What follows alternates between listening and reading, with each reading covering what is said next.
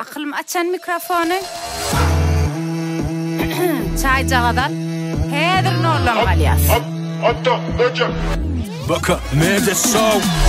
Durşuna atraksiyon. Korkma durmuşun kemeri yok.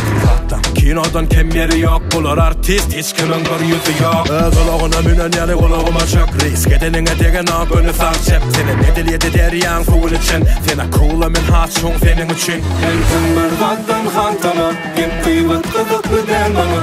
Oynayınsınlar norlanmanın. Şeydeyn velin surat alsana. Aklım norlam gallına.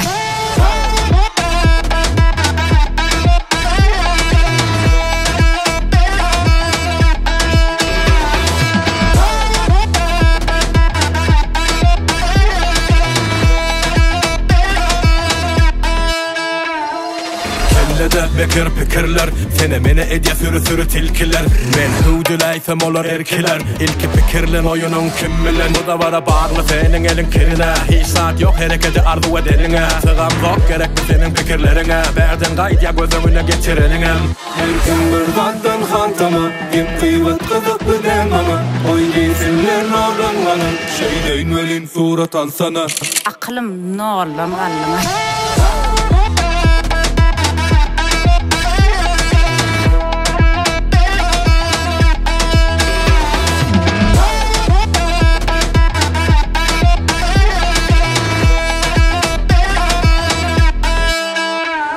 Elkin bir vaddan hantama kim kıyvat kızıklı demama oynayınsınlar norlanmanın şeydeyn velin surat alsana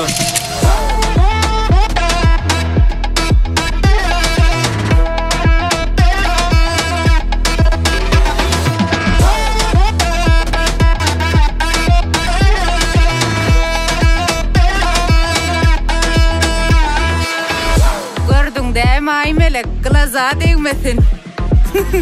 Qovvalma, qovvalmadı mı? Valla çırayındı.